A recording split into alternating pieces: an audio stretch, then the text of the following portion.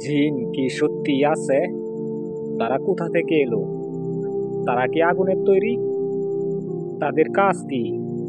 জিন শব্দের অর্থ আড়ালে থাকা। তারা আমাদের চোখে দেখা যায় না, তবে তারা বাস্তব। কারণ পবিত্র কোরআনে বহুবার এদের উল্লেখ আছে। সূরা রহমান আয়াত 15। তিনি জিন জাতিকে সৃষ্টি করেছেন আগুনের ঝলসানো শিখা থেকে। হাদিস থেকে জানা যায়, আল্লাহ তাআলা জিন জাতিকে সৃষ্টি করেছেন মানব জাতির অনেক আগেই, অর্থাৎ আদম আলাইহিস সালামের পূর্বে। তাদের সৃষ্টি হয় আগুনের উত্তর শিখা থেকে।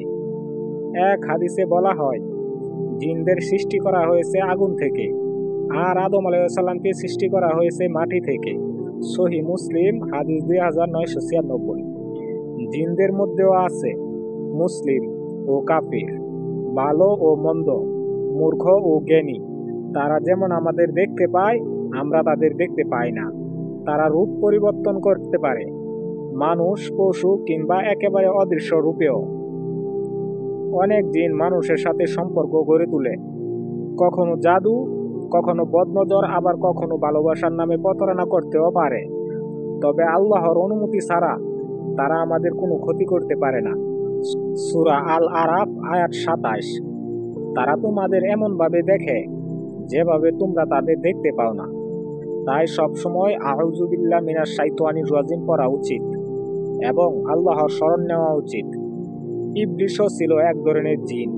সে ছিল অত্যন্ত ধার্মিক, এমনকি ফেরেশতাদের সাথেই থাকত। কিন্তু আদম আলাইহিস সালামকে সেজদা করতে অস্বীকৃতি জানানোর ফলে সে অভিশপ্ত হয়। সূরা কাফ আয়াত 50। সে ছিল জিনদের মধ্য থেকে। সে তার প্রভুর আদেশ অমান্য করেছিল। জিনদের মধ্যেও নবী এসেছে না, এ বিষয়ে স্পষ্ট মতবিরোধ আছে।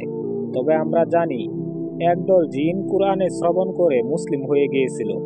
তারা ফিরে গিয়ে তাদের সম্প্রদায়কে কোরআনের দাওয়াত দেয়। সূরা জিন আয়াত 1।